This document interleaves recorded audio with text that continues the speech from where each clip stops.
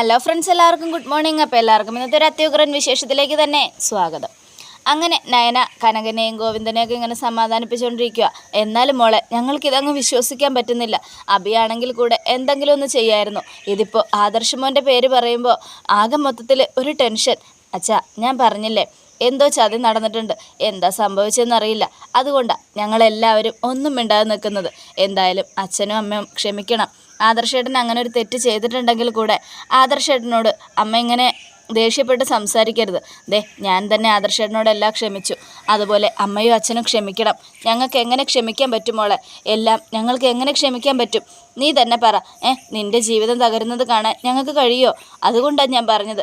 അങ്ങനെ എന്തെങ്കിലും തെറ്റ് ആദർശം ചെയ്തിട്ടുണ്ടെങ്കിൽ ഞങ്ങൾക്കത് തീരെ സഹിക്കാൻ പറ്റില്ല മോളെ. അഭിയാണ് ഇങ്ങനെ ഒരു തെറ്റ് ചെയ്തിരുന്നെങ്കിൽ ഞങ്ങൾക്ക് ഇത്രയും സങ്കടം ഉണ്ടാവില്ലായിരുന്നു. പക്ഷേ ആദർശിനെക്കുറിച്ച് ഞങ്ങൾ അങ്ങനെയൊന്നും അല്ല കരുതിയത്. ഇതിപ്പോൾ ആകെ മൊത്തം സങ്കടമായല്ലോ മോളെ എന്നൊക്കെ പറഞ്ഞുകൊണ്ട് കരയുവാണ് നമ്മുടെ ഗോവിന്ദ്. ഈ സമയം ഗോവിന്ദൻ കരഞ്ഞുകൊണ്ടിരിക്കുമ്പോൾ ആദർശം അങ്ങ് വരിക.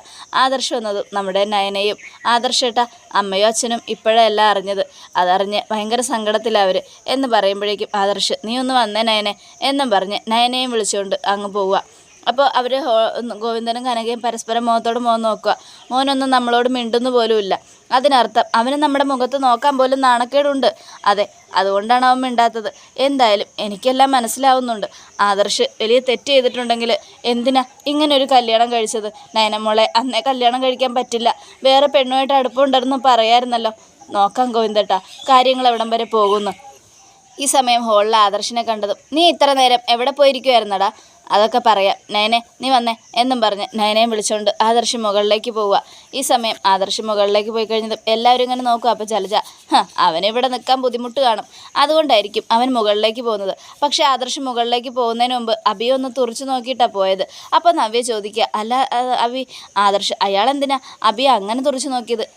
എനിക്കറിയില്ല.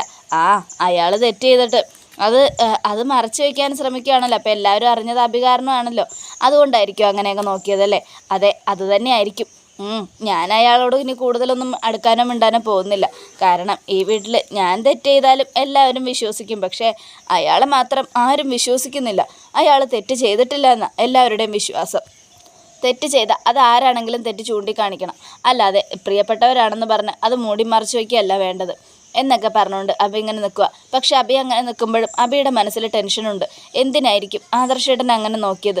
ഇനി ചന്തമോളുടെ അച്ഛൻ ഞാനാണെന്ന് ആദർശേട്ടൻ മനസ്സിലാക്കിയോ എന്നൊക്കെ ആലോചിച്ചുകൊണ്ട് അബിയുടെ നിൽപ്പ്. ഈ സമയം പിന്നീട് കാണിക്കുന്ന മുകളിലാണ് മുത്തശ്ശൻ മരുന്ന് കഴിച്ചുകൊണ്ടിരിക്കുക. അപ്പോൾ ആദർശും നയനയും കൂടെ അങ്ങോട്ട് ചെല്ലുക. അവർ ചെന്നതും നമ്മുടെ മുത്തശ്ശൻ ചോദിക്കുക, എന്താ മക്കളെ നിങ്ങളെന്താ ഇവിടെ? നയനമോളെ, കനകയും ഗോവിന്ദും എല്ലാം അറിഞ്ഞ് സങ്കടത്തിലാണല്ലേ? അതെ അച്ഛാ, ഭയങ്കര സങ്കടത്തിലാണ് മുത്തശ്ശ. അതിനൊരു തീരുമാനം ഉണ്ടാക്കാനാണ് ഞാൻ വന്നിരിക്കുന്നത്. എന്താ മോൻ ഇത്ര നേരം എവിടെയായിരുന്നു? ഞാൻ ഇത്ര നേരം കിരണിൻ്റെ അടുത്തായിരുന്നു. കിരണിനെ കാണാൻ പോയതാ. കിരണിൻ്റെ ഒരു കൂട്ടുകാരൻ ലാബിലുണ്ട്. അവൻ്റെ കയ്യിൽ ഞാൻ DNA ടെസ്റ്റിനുള്ള ഇത് കൊടുത്തിരുന്നു. എൻ്റെ മുടിയും ചന്തുമോളുടെ മുടിയും അബിയുടെ മുടിയും അതിൽ ആരാണെന്ന് തെളിഞ്ഞു അച്ഛാ. ചന്തുമോളുടെ അച്ഛൻ ആരാണെന്ന് തെളിഞ്ഞു. അത് കേട്ടതും നയന ചോദിക്കുക, ആരാ ആദർശേട്ടാ? ചന്തുമോളുടെ അച്ഛൻ ഞാനല്ല.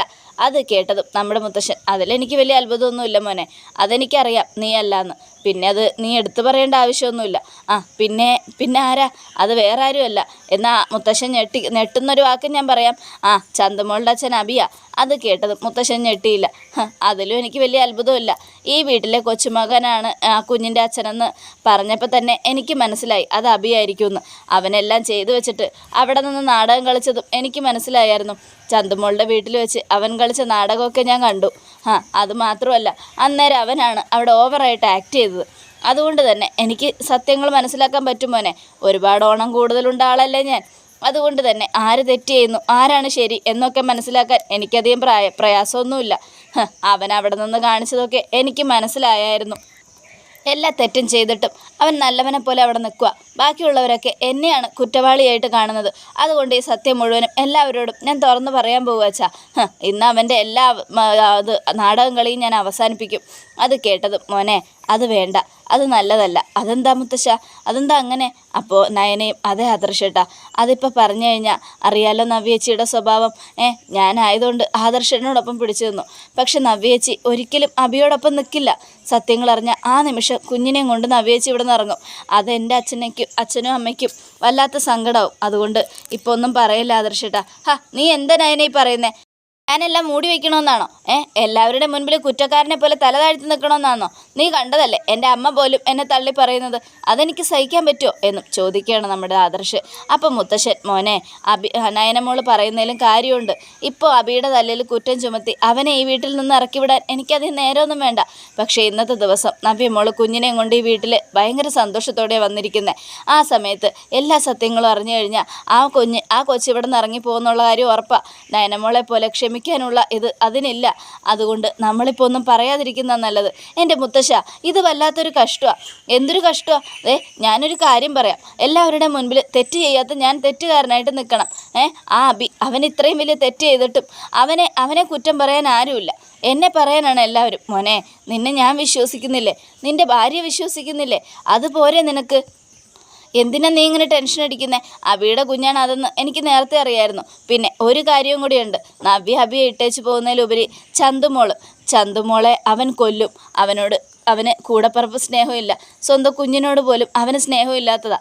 അങ്ങനെയുള്ളപ്പോൾ ചന്തുമോൾ അവൻ്റെ സ്വന്തം കുഞ്ഞാണെന്ന് നമ്മളെല്ലാവരും അറിഞ്ഞു എന്ന് കണ്ടു കഴിഞ്ഞാൽ ഉറപ്പായിട്ടും അതിനെ അവൻ അപകടപ്പെടുത്തും. ചന്തുമോളിപ്പോൾ ഈ വീട്ടിലുള്ളത് എല്ലാവർക്കും ഒരു ആശ്വാസമാണ്. അതായത് എനിക്കും മോൻ്റെ മുത്തശ്ശിക്കും നയനയ്ക്കും ഒക്കെ. അങ്ങനെയുള്ളപ്പോൾ ചന്തുമോൾക്ക് എന്തെങ്കിലും സംഭവിച്ചാൽ നമുക്കത് സഹിക്കാൻ പറ്റുമോ? അവൻ്റെ കാര്യം അറിയാമല്ലോ. ഈ വീട്ടിൽ നിന്നും പണ്ടേ പുറത്താക്കപ്പെടേണ്ടവനാണ്. പക്ഷെ എല്ലാം ക്ഷമിച്ചും സഹിച്ചും കടിച്ചും പിടിച്ചും ഞാൻ ഇവനെ ഇവിടെ നിർത്തിയത് എന്തുകൊണ്ടാണെന്നറിയാമോ? ജലജയെക്കുറിച്ച് ഓർത്ത് മാത്രം. അതിനുശേഷം നവ്യ വന്നു. ഇനിയിപ്പം നവ്യയെക്കുറിച്ച് ഓർത്ത് അവനിവിടെ പിടിച്ചു നിർത്തേണ്ടി വരും.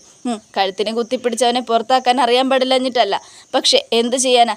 എല്ലാം സഹിച്ചല്ലേ പറ്റൂ. പക്ഷെ മുത്തശ്ശ, എനിക്കിത് താങ്ങാൻ പറ്റില്ല മുത്തശ്ശ. എൻ്റെ അമ്മ പോലും എന്നെ കുറ്റം പറയുക. എൻ്റെ അമ്മ പോലും എന്നോട് മിണ്ടുന്നില്ല. ആ കുഞ്ഞിനെ കാണുമ്പോൾ സ്വന്തം കുഞ്ഞാണെന്ന് അറിയാമായിരുന്നിട്ട് പോലും അവൻ മുഖം തിരിച്ചാണ് പോകുന്നത്. അങ്ങനെയുള്ളപ്പോൾ അവനെ ഒരു പാഠം പഠിപ്പിക്കേണ്ട മുത്തശ്ശ. എൻ്റെ അമ്മയോട് സത്യങ്ങളൊക്കെ പറഞ്ഞ് ഞാൻ എൻ്റെ അമ്മയുടെ മുൻപിൽ നിരപരാധിയാണെന്ന് തെളിയിക്കേണ്ട മുത്തശ്ശ എന്നും ചോദിക്കുകയാണ്. മോനെ, നിൻ്റെ കാര്യത്തിൽ നീ ഭാഗ്യവാനാണ്. കാരണം ഇങ്ങനൊരു കാര്യം അറിഞ്ഞപ്പോൾ തന്നെ നയനമോള് നിന്നോടൊപ്പം നിന്നു. പക്ഷേ നവ്യ അങ്ങനെ ആയിരിക്കണമെന്നില്ല. നവ്യയുടെ സ്വഭാവം അറിയാമല്ലോ. വന്നു കയറിയ ഇടയിൽ നവ്യയുടെ സ്വഭാവം ഭയങ്കര മുഷിച്ചില്ലായിരുന്നു. അതിനുശേഷം നവ്യ കുറേശ്ശെ മാറാൻ തുടങ്ങിയത്. ഇനിയിപ്പോൾ ഇങ്ങനൊരു കാര്യം അറിഞ്ഞാൽ നവ്യ വീണ്ടും പഴയതുപോലെയാവും. അതുമാത്രമല്ല, ആ കുഞ്ഞിനെയും കൊണ്ടിവിടെ നിന്ന് ഇറങ്ങും. നമ്മുടെ തറവാട്ടിലെ ആദ്യത്തെ കുഞ്ഞാണ്. ആ കുഞ്ഞിനെ അങ്ങനെ വിട്ടുകളയാൻ എനിക്ക് പറ്റില്ല. പിന്നെ ചന്തുമോളെയും അങ്ങനെ തന്നെയാണ്. ചന്തുമോള് ഈ വീട്ടിലെ പേരക്കുട്ടിയാണ്. അങ്ങനെയുള്ളപ്പോൾ ആ കൊച്ചു നല്ല രീതിയിൽ തന്നെ വളരണം. അതുകൊണ്ട് മക്കളിത് ആരോടും പറയണ്ട എന്നും പറയാം. ഇല്ല മുത്തശ്ശ, ആരൊക്കെ എന്തൊക്കെ പറഞ്ഞാലും ഞാനിത് പറയും എന്നും പറഞ്ഞുകൊണ്ട് നമ്മുടെ ആദർശ് പറയാനിറങ്ങി പുറപ്പെടുമ്പോഴത്തേക്കും മുത്തശ്ശന് നെഞ്ചുവേന. പെട്ടെന്ന് നെഞ്ച് അമർത്തി പിടിച്ച് മുത്തശ്ശൻ കട്ടിലിരുന്നു. അയ്യോ മുത്തശ്ശ എന്ന് പറഞ്ഞ് നയന ഓടി ചെന്നപ്പോഴത്തേക്കും ആദർശ് ഓടി വന്നു. എന്തു പറ്റി? മുത്തശ്ശന് വയ്യാന്ന് തോന്നുന്നു. എന്താ മുത്തശ്ശ? മോനെ, ഞാൻ പറയുന്ന എല്ലാ കാര്യങ്ങളും നീ ഒന്നും തെറ്റാതെ അനുസരിച്ചിട്ടുണ്ട്. ഇവിടെയും നീ അനുസരിക്കണം. ഈ കാര്യം മറ്റുള്ളവരാരും അറിയരുത് മോനെ. നയനമോളും ഞാനും നീയൊക്കെ അറിഞ്ഞില്ലേ? മതി, ഇത്രയും മതി. ഇനി കൂടുതൽ ആരും അറിഞ്ഞ് ഇത് വേറെ പ്രശ്നമാക്കരുത് മോളെ. മോനെ, അതുകൊണ്ടാണ് മോനോട് ഞാൻ ഇത് ഇത്രയും പറഞ്ഞത്. ഞാൻ പറയുന്ന ഒരു കാര്യവും എതിർക്കാറില്ല മോൻ. അത് മുത്തശ്ശന് നന്നായിട്ടറിയാം. ഇവിടെയും മോൻ അങ്ങനെ തന്നെ മനസാക്ഷി കാണിക്കണം.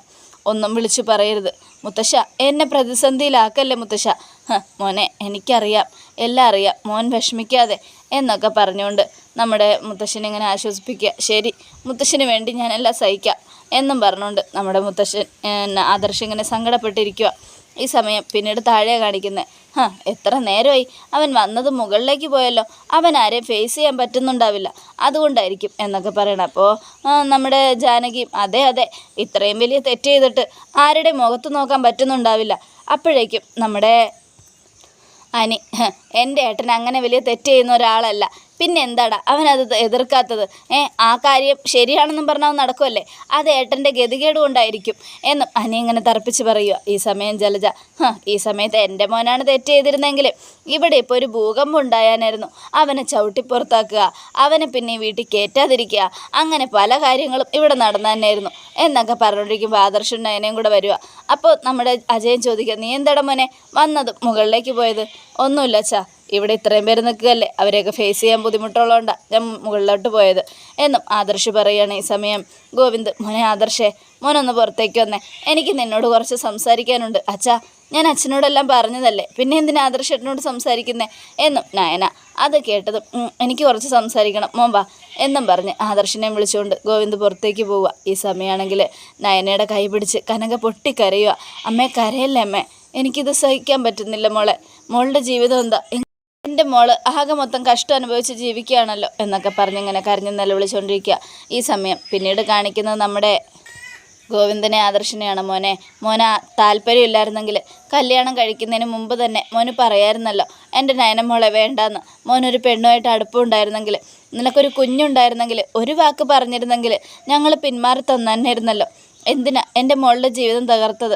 അത് കേട്ടതും അച്ഛാ, ഞാനിപ്പോൾ ഇവിടെ എന്താ പറയുക, എന്തിനാ മോനെ, എൻ്റെ മോളൊരു പാവമായതുകൊണ്ടാണ് നിങ്ങളുടെയൊക്കെ കൂടെ സഹിച്ചും ക്ഷമിച്ചും നിൽക്കുന്നത്. വല്ലാത്തൊരു കഷ്ടമാണ് എൻ്റെ മോളുടെ കാര്യം എന്നൊക്കെ പറഞ്ഞുകൊണ്ട് നിൽക്കുമ്പോൾ നയന വരിക. എന്താ അച്ഛാ ഇത്, അച്ഛനോട് ഞാൻ പറഞ്ഞതല്ലേ ആദർശേട്ടനോടൊന്നും ചോദിക്കരുതെന്ന്, പിന്നെ അച്ഛൻ എന്തിനാ എല്ലാ ആദർശേട്ടനോട് ചോദിക്കാൻ പോയത്? അത് കേട്ടതും എങ്ങനെ ചോദിക്കാതിരിക്കും മോളെ, നിൻ്റെ ജീവിതം തകരുമ്പോൾ അത് കണ്ടില്ലെന്ന് നടിക്കാൻ എനിക്ക് പറ്റുമോ? അച്ഛാ, ആദർശേട്ടൻ്റെ കുഞ്ഞാണ് ചന്തുമോള്, ആ കുഞ്ഞിൻ്റെ അച്ഛനും അമ്മയുമാണ് ഞങ്ങൾ. അല്ല മോളെ, ആദർശ ആ കുഞ്ഞിൻ്റെ അച്ഛനാ, പക്ഷേ മോള് ആ കുഞ്ഞിൻ്റെ അമ്മയല്ല അച്ഛാ. ചന്തുമോൾ എന്നെയാ അമ്മയെന്ന് വിളിക്കുന്നത്. അങ്ങനെയുള്ളപ്പോൾ ആ കുഞ്ഞിനെ ഞങ്ങളുടെ സ്വന്തം മോളായിട്ട് ഏറ്റെടുത്ത് കഴിഞ്ഞു അച്ഛാ. ഇനി അതിനെക്കുറിച്ചൊന്നും പറയണ്ട, എന്നാലും എനിക്കിത് സഹിക്കാൻ പറ്റുന്നില്ല മോളെ എന്നും പറഞ്ഞുകൊണ്ട് ഗോവിന്ദ് കരഞ്ഞ് നിലവിളിച്ച് അകത്തേക്ക് കയറി പോവുക. ഈ സമയമാണെങ്കിൽ മുത്തശ്ശനെയാണ് കാണിക്കുന്നത്. മുത്തശ്ശൻ അവിടെ ഇരിക്കുമ്പോൾ മുത്തശ്ശി അങ്ങോട്ട് വരിക. എന്നാലും കഷ്ടമാണ് ആദർശ് മോൻ നയനമുള്ള അച്ഛൻ്റെ അമ്മയുടെയും കാര്യം, പാവം എന്തുമാത്രം വിഷമിക്കുന്നുണ്ട് എന്നൊക്കെ പറയുക. എന്ത് ചെയ്യാനാ വസുന്ധരെ, എല്ലാ തെറ്റും ചെയ്തിട്ടാണെങ്കിൽ ഈ സത്യം അവരോട് തുറന്നു പറയായിരുന്നു. എന്ത് സത്യം? കുഞ്ഞിൻ്റെ അച്ഛൻ അബിയാണെന്നുള്ള കാര്യം. എന്താ പറഞ്ഞേ? നമുക്കിടയിൽ രഹസ്യങ്ങളൊന്നും ഇല്ലല്ലോ വസുന്ധരെ, അതുകൊണ്ട് തന്നോട് ഞാൻ എല്ലാ സത്യവും പറയാം. ഇന്ന് ചടങ്ങ് നടക്കുമ്പോൾ ആദർശ് ഇവിടുന്ന് മാറി നിന്നതല്ല, അവൻ കിരണിനെ കാണാൻ പോയതാ. കിരണിൻ്റെ ഒരു കൂട്ടുകാരൻ ലാബിലുണ്ട്, അവൻ്റെ കയ്യിൽ ചന്തുമോളുടെയും അബിയുടെയും ആദർശിൻ്റെയും DNA ടെസ്റ്റ് പരിശോധിക്കാനായിട്ട് കൊടുത്തിട്ടുണ്ടായിരുന്നു. അതിൻ്റെ റിപ്പോർട്ട് വാങ്ങാൻ പോയതാ. ആ റിപ്പോർട്ടിൽ ആദർശല്ല ചന്തുമോളുടെ അച്ഛൻ അബിയാണെന്ന് തെളിഞ്ഞു കഴിഞ്ഞു. അത് കേട്ടതും എൻ്റെ ഭഗവാനെ, ഞാൻ എന്താ ഈ കേൾക്കണേ? അതിൽ വലിയ അത്ഭുതപ്പെടാനൊന്നുമില്ലല്ലോ വസുന്ധരെ. നമുക്കറിയാമല്ലോ നമ്മുടെ കൊച്ചുമോൻ ഒരിക്കലും തെറ്റ് ചെയ്യില്ല. തെറ്റ് ചെയ്തിരിക്കുന്ന അബിയാണെന്ന് എനിക്ക് നേരത്തെ സംശയം ഉണ്ടായിരുന്നു. പക്ഷെ ഞാനൊന്നും മിണ്ടാതിരുന്നത് ഈ കുടുംബത്തിൻ്റെ സമാധാനക്കേടിനെക്കുറിച്ച് ഓർത്തിട്ടാണ്. ഈ കുടുംബം ഈ സത്യം അറിഞ്ഞു കഴിഞ്ഞാൽ അബിയെ നമുക്ക് എന്തായാലും പുറത്താക്കേണ്ടി വരും. അതുപോലെ അവനെ ഇനി കമ്പനിയിൽ നിന്നൊക്കെ പുറത്താക്കേണ്ടി വരും. അങ്ങനെ വരുമ്പോൾ നാട്ടുകാരറിയും. നാലാളറിഞ്ഞാൽ അതൊരു ന്യൂസാവും. പിന്നെ അനന്തപുരിയുടെ പേരും പ്രശസ്തിയും ഒക്കെ പോകും. അതുകൊണ്ടാണ് വസുന്ധരെ ഞാനിതൊന്നും ആരോടും പറയാതിരുന്നത്. അത് കേട്ടതും എന്നാലും അബി ഇത്രയൊക്കെ തെറ്റ് ചെയ്തിട്ട് എന്തിനു വേണ്ടിയാ പാവ ആദർശിൻ്റെ തലയിലെല്ലാം കെട്ടിവെച്ചത്? അത് തന്നെ എനിക്ക് മനസ്സിലാവാത്തത്. എല്ലാ സത്യങ്ങളും തുറന്ന് പറയണമെന്നുണ്ട്, പക്ഷെ നയനമോളെ പോലെ എല്ലാം സഹിച്ച് നവ്യ നിൽക്കില്ല. കുഞ്ഞിനെയും കൊണ്ട് നവ്യ ഉടനെ ഇവിടെ നിന്ന് ഇറങ്ങും. അതുകൊണ്ടാണ് ഒന്നും പറയാതിരിക്കുന്നത് എന്നും നമ്മുടെ മുത്തശ്ശൻ പറഞ്ഞുകൊണ്ടിരിക്കുക. ഈ സമയം നയന അങ്ങോട്ട് വരിക. നയന വന്നതും നമ്മുടെ മുത്തശ്ശൻ പറയുക, മോളുടെ അച്ഛനും അമ്മയ്ക്ക് നല്ല വിഷമമായെങ്കിൽ അവരോട് സത്യങ്ങളൊക്കെ തുറന്നു പറ. അങ്ങനെയെങ്കിലും അവരെ ആശ്വസിക്കട്ടെ. എൻ്റെ കൊച്ചുമോൻ തെറ്റുകാരനല്ല എന്ന് അവരറിയട്ടെ. അങ്ങനെയെങ്കിലും അവർക്ക് ആശ്വാസമാവുമല്ലോ. ഇല്ല മുത്തശ്ശ, വേണ്ട, അതൊന്നും പറഞ്ഞാൽ ശരിയാവില്ല. ഒരാൾ തെറ്റുകാരനല്ല എന്നറിയുമ്പോൾ അടുത്ത ആൾ തെറ്റുകാരനാവും. കാരണം എന്താണെന്ന് മുത്തശ്ശന് അറിയില്ല. കാരണം എന്താണെന്നറിയാമോ? എൻ്റെ അച്ഛനും അമ്മയും ഒരുപാട് സന്തോഷത്തിലാണ്. ഇത്രയും നാളും വില്ലത്തരം കാണിച്ചുകൊണ്ടിരുന്ന അബി ഭയങ്കരമായിട്ട് മാറി എൻ്റെ ചേച്ചിയെ സ്നേഹിക്കാൻ തുടങ്ങിയപ്പോൾ അവരൊരുപാട് സന്തോഷിച്ചു. അതിനിടയിൽ അവർ സങ്കടപ്പെട്ട് ഇപ്പം എൻ്റെ കാര്യം ഓർത്ത് നീറുന്നത്. അത് കേട്ടത് നമ്മുടെ മുത്തശ്ശൻ, എന്നാൽ പിന്നെ സത്യങ്ങൾ തുറന്ന് പറ മോളെ. വാ നമുക്ക് പോയി പറയാം. വേണ്ട മുത്തശ്ശ, അവർ പോയി. എന്താ അവർ പോയിന്നോ? ഒന്നും കഴിക്കാതെയോ? അതെ മുത്തശ്ശി, ഒന്നും കഴിച്ചില്ല. കഴിക്കാനുള്ള മനസ്സ് വരില്ലല്ലോ. ഇങ്ങനെയുള്ള കാരണങ്ങളൊക്കെ കേട്ട ആർക്കാ കഴിക്കാൻ തോന്നുക? അതുകൊണ്ട് അവർ പോയി എന്നും പറയുക. അത് കേട്ടതും നമ്മുടെ മുത്തശ്ശിക്ക് ഭയങ്കര സങ്കടമായി. ഈശ്വര, ഇങ്ങനെയൊക്കെയാണ് കാര്യങ്ങളുടെ പോക്കെങ്കിൽ കനകയും ഗോവിന്ദനെ എല്ലാം അറിയിക്കണം. അവരെ ഒന്നും അറിയിക്കാതിരിക്കുന്നത് ശരിയല്ല. കാരണം അവരൊരുപാട് വിഷമിക്കുന്നുണ്ട്. ഇല്ല മുത്തശ്ശ, അങ്ങനെ വിഷമിച്ചാലും സത്യങ്ങളൊക്കെ തുറന്നു പറഞ്ഞാലും അവരുടെ വിഷമം മാറുമെന്ന് മുത്തശ്ശന് തോന്നുന്നുണ്ടോ? എൻ്റെ ജീവിതം തകർന്നിട്ടില്ല. ആദർശേട്ടൻ സത്യസന്ധനാണെന്ന് മനസ്സിലാക്കി കഴിഞ്ഞാൽ അടുത്തത് അഭിയാണ് കുറ്റക്കാരനെന്ന് മനസ്സിലാക്കി നവ്യേച്ചിയുടെയും കുഞ്ഞിൻ്റെയും കാര്യം ഓർത്തായിരിക്കും പിന്നെ അവർ കരയാൻ പോകുന്നത്. അതിനേക്കാൾ നല്ലത് അതൊന്നും പറയാതിരിക്കുന്നല്ലേ മുത്തശ്ശ. അത് കേട്ടത് മോളെ അങ്ങനെ പറയാതിരുന്ന അറ്റാക്ക് വന്ന ആളാ ഗോവിന്ദ്. വിഷമിച്ച് അവസാനം എന്തെങ്കിലും സംഭവിച്ചാൽ എന്തു ചെയ്യും? സാരമില്ല മുത്തശ്ശ, ഒന്നും സംഭവിക്കില്ല. എന്തായാലും ഞാൻ അച്ഛനമ്മയും പോയി കണ്ട് കാര്യങ്ങളൊക്കെ പറഞ്ഞ് മനസ്സിലാക്കി സമാധാനിപ്പിച്ചോളാം. അല്ലാതെ വേറെ വഴിയില്ലല്ലോ. പറയാനല്ലേ നമുക്ക് പറ്റൂ. തെളിയിച്ചു.